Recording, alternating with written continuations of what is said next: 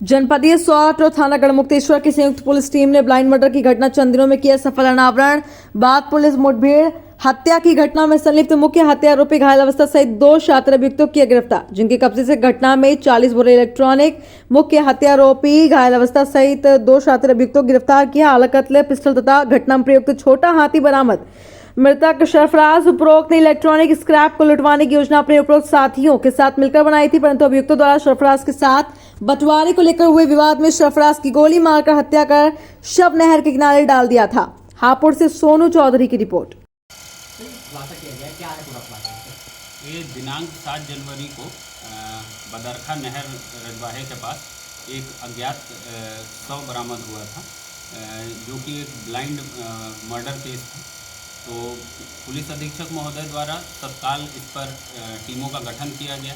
संयुक्त टीम भी बनाई गई गढ़ थाने और स्वाट टीम की, और इस टीम ने लगातार सर्विलांस और सीसीटीवी आदि के मदद से इस केस पर काम किया।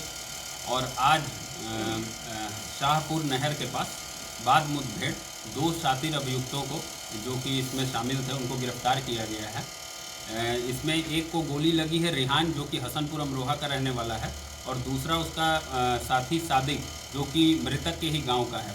मृतक के ही गांव अमरोहा में गंगवार गांव का है। इसे गिरफ्तार किया गया है और इनके कब्जे से हमें घटना में प्रयुक्त छोटा हाथी और उसमें वो जो स्क्रैप का सामान जो मृतक ले जा रहा था, वो लगभग 40 बोरे इलेक्ट्रॉनिक स्क्रैप है, जिसकी अनुमानित कीमत लगभग 30 लाख रुपए है, वो बरामद किया गया है। साथ ही आला कत्ल घटना में प्रयुक्त जो 32 बोर की पिस्टल थी और एक जिंदा कारतूस और एक खोखा कारतूस भी बरामद किया गया है।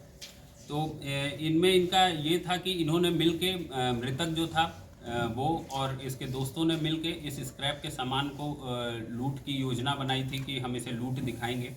और उसी क्रम में जब ये योजना बना के उसके बाद जब इसके बंटवारे की बात हो रही थी कि कौन कितना % लेगा, उसी में इनमें आपस में अनबन हुई, जिसमें इनके साथियों ने इसकी गोली मारकर हत्या कर दी थी।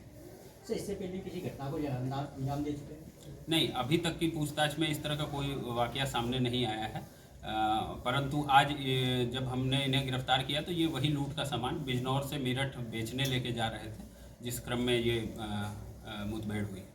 जो लूट का सामान था उसे बेचते थे, किस चीज़ में काम करना चाहते थे, या सीम है या अपने शौक पूरा करने के लिए, किस तरीके के? ये सभी अभी विवेचना में पूछताछ में सामने आएगा। अभी तो हमने ये सामान बरामद किया।